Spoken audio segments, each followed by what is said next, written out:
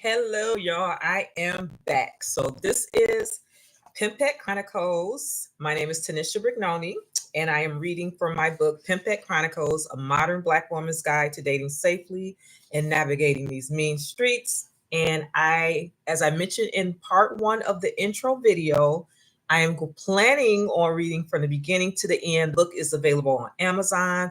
You can order your own copy and follow along with me or go ahead or whatever you want to do. This is the only dating book that focuses on dating safely. And I wrote this with Black women in mind because I feel like we have a very unique set of circumstances when it comes to dating. And I won't get into all that. We'll go over that in the book. But because of that, I felt like, I needed to focus on my girls and give them some tools because it seems like everybody is not operating with the same tools and don't have the player's handbook like I do. Okay. So I want to share my knowledge with you guys. And be sure to click that like button so that you know when I go live, so that you can keep up with me in this book. So right now I am going to continue on through chapter 1. Let's see where we are. We don't have much more to go. I have a little tickle in my throat because I had an instant burning, and I won't do that next time. So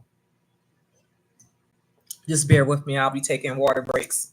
But okay, so we're going to talk about Exhibit A. We were talking about, let's see what the last section that I wrote was, am I emotionally mature?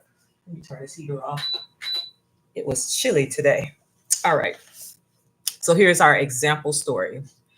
Trisha and Malik have been dating for over 2 months. Malik constantly compliments her on her figure and is extremely attracted to her.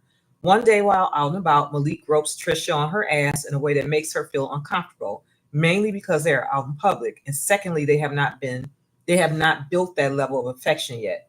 Trisha took a deep breath and calmly told Malik that she doesn't like to be touched that way and asked him how he would feel if a man his daughter was dating did that to her. Malik immediately apologized and never did it again. Trisha's first instinct was to tell him off.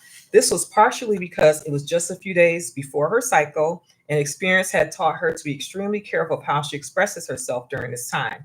At that moment, she had to quickly decide whether or not she wanted to use this scenario as a teachable moment or enjoy the temporary satisfaction of gut punching that ass. Be aware that some men will test your boundaries, intentionally or not, to see how you respond to certain behaviors. Trisha made a conscious decision in her life to always remain in control, yet still express how she felt when disrespected. In her experience, control equated to power. Okay, next section. Have I done my inner work? Excuse me. Inner work can be described as an internal journey to explore your inner self to understand, heal, and finally transform. Nowadays, everyone is talking about being spiritual and doing their inner work, which is wonderful and well overdue to say the least. After all, we are all in what can only be described as a paradigm shift in how men and women relate to each other, amongst other things. Being proactive instead of reactive is key to navigating safely through these streets.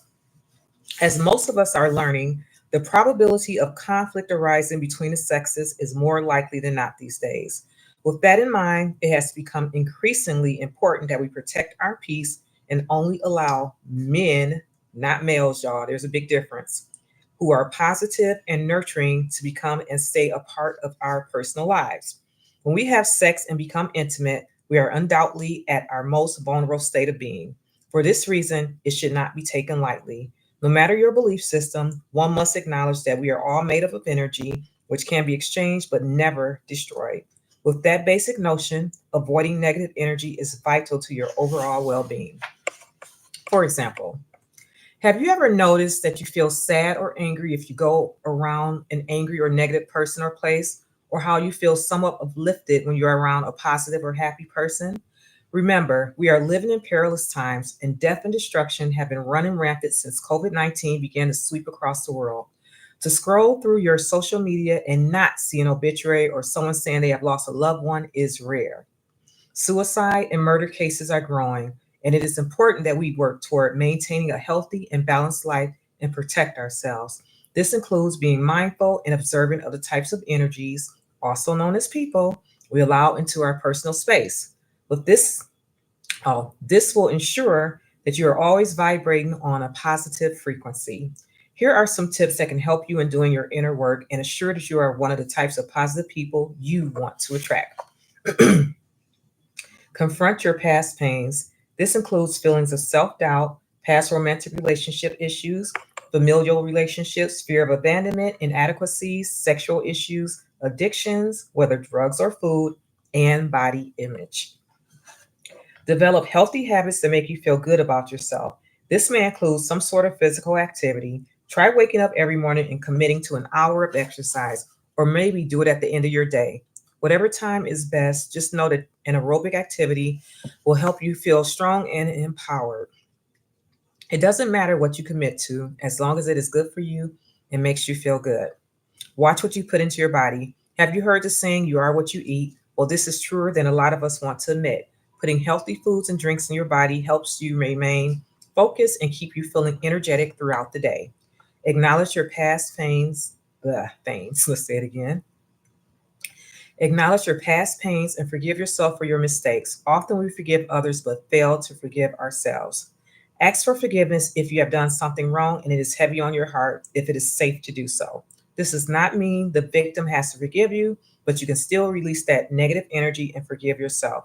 From there, you should move on. Some people may prefer to write down the transgression and burn it to release it into the atmosphere. The choice is yours. Thank the universe, your God, yourself, or whomever for teaching you the lessons you have learned and will continue to learn throughout your life journey. Practice daily affirmations. For example, a daily routine that includes saying out loud, I am a good person and good things will come to me. Put a white dry erase board in your home where you can write reminders to be gentle and kind to yourself and acknowledge your strengths, needs, wants, goals, and accomplishments. Think about your intent and the person you want to be and develop a life plan. Seek counseling or therapy if you have not begun your healing journey and are dealing with grief, pain, or other challenges. Please seek professional help before you begin or continue dating. It's very important, and I can't stress this enough, that we address our own turmoil, our own problems before we start dating or before we meet someone, because oftentimes we will chase away that person because we haven't dealt with our own bullshit. So be mindful of that. And, I'm not saying that you're going to ever be perfect. No one's ever going to be perfect, but just be mindful of your own issues and turmoils and challenges. And, if you still fawning over an ex, or you're untrusting and things like that, of course you're supposed to have a level of safety or protection around you when you're meeting someone. I do believe in that, but just make sure that you're not bringing in any old baggage. Okay, next section. Do I have my own interests, hobbies, and friends? Before we open ourselves up to let someone come into our lives, we must ensure that we have our own life, which should include a series of activities we enjoy. Men are often inspired and amazed by women who have their own thing going on, especially those who continue to do what they enjoy, whether he is around or not. Continue to hang out with your friends, but only if you have healthy relationships with those friends. Don't cancel your ballroom classes or stop attending book club meetings. Don't skip out on game night or stop visiting your parents on Sundays. That is one of the things that women do. Women get into a relationship or start dating somebody and they forget all about their friends. They forget all the things they like and they just surround themselves with things with that man. And that is the worst thing you could ever do. So please, ladies, try not to do that. It's giving clingy vibes as well. And they'll act like they'll enjoy it for a while, but then you'll look up and then they're going to want to distance themselves from you eventually. Okay. Mature and emotionally available men trying to get to know you enjoy hearing about the things you are enthusiastic about and the people you love. The key is to maintain balance while keeping your life on track, especially while dating. Have a hobby, no matter how big or small, and stick with it. Trust me, you do not want to appear like you have nothing you feel passionate about when meeting someone new. Remember to continue investing time in the relationships you have already built and with friends and family, even after finding a suitable mate. I'm going to repeat this. Remember to continue investing time in the relationships you have built with friends and family, even after finding a suitable mate. Sometimes our romantic relationships do not work out, and it would not be wise to alienate yourself from the shoulder you may need to cry on. Lord have mercy. I have a couple of friends who do that. Once they get a man, and family members actually, once they get a man, they forget about everybody. And then as soon as shit hit the fan, they want to come running back, and they want you to be their emotional dumping ground. Me don't do that no more. Oh, I'll get to that later. Okay. Am I certain of the things I do not want? Repeat. Am I certain of the things I do not want? It's an exciting time in the world for women simply because we have the power to choose. Never let anyone convince you that you are not limited, that you are limited, or you do not have options. The key to having options is positioning yourself in a position of power and being strategic. Create a chart similar to the one below and be as detailed as possible. Remember, we may all want to do with a six pack who is making six figures, but do we have a six pack or are we making six figures? Of course, opposites sometimes attract, but let's try to be realistic in our expectations. Now, on that note, I'm not saying that you have to have six figures to date someone with six figures. Most men actually don't care how much a woman makes. That's been my experience.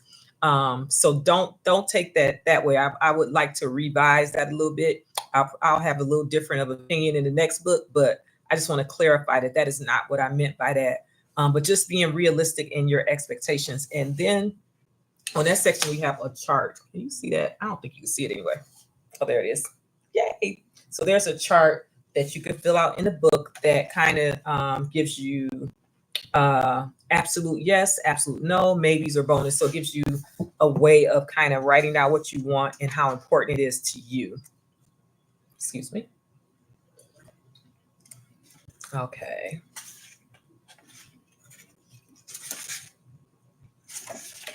While dating and making yourself available for potential mates, you'll often find yourself adding and subtracting from your list of requirements and desires. If you want to get deeper, consider adding points based on the importance of each category to you. For example, the things that are absolute yes can be 5 points and the no's could be zeros. This will give you a point system to rate your potentials by. I do believe in putting dudes on a point system. I just do. Like, I think that I'm more analytical, especially as you get older. You become more analytical and you realize what's important.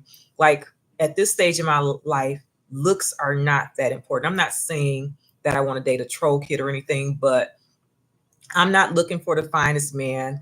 I'm not looking for the best dresser. I don't really particularly care how the male dates. I mean, not dates.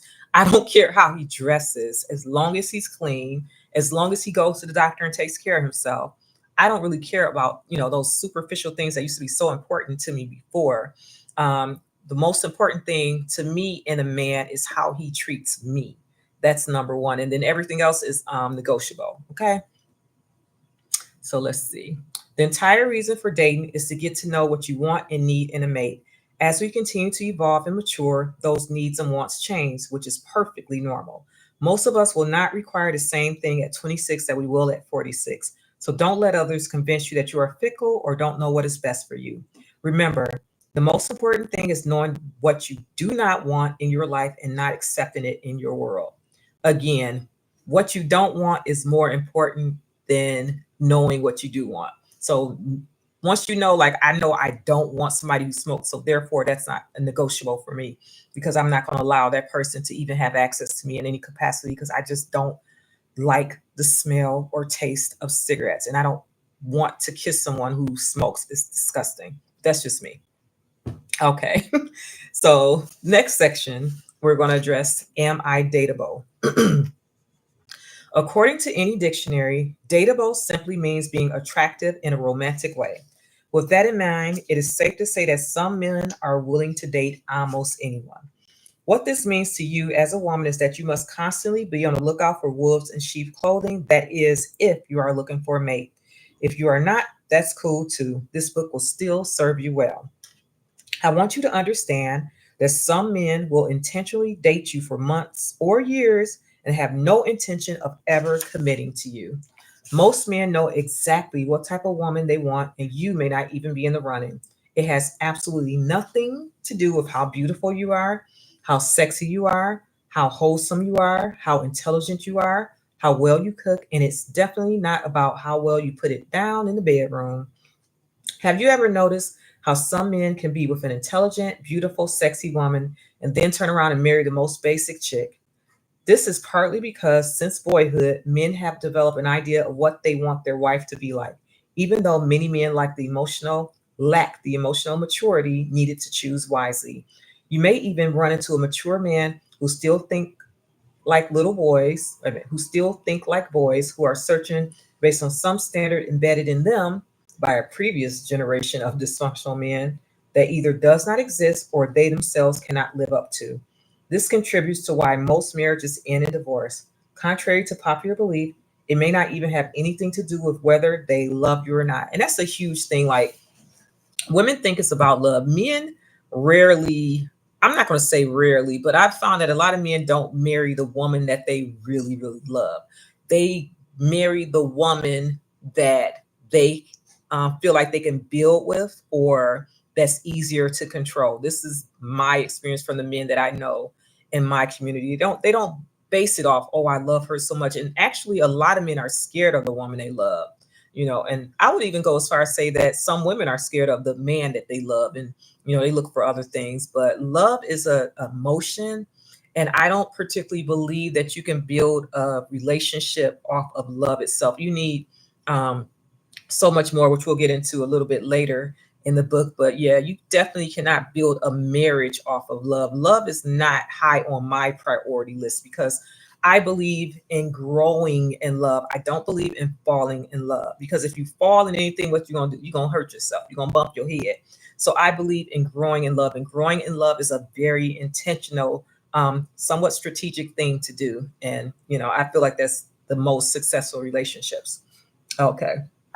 Also, be aware that some men will attempt to put you in a category and expect you to stay there for the rest of your life.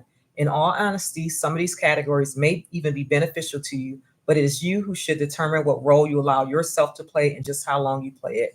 And with that, I am speaking on like even being a side chick or being a romantic partner with no commitment.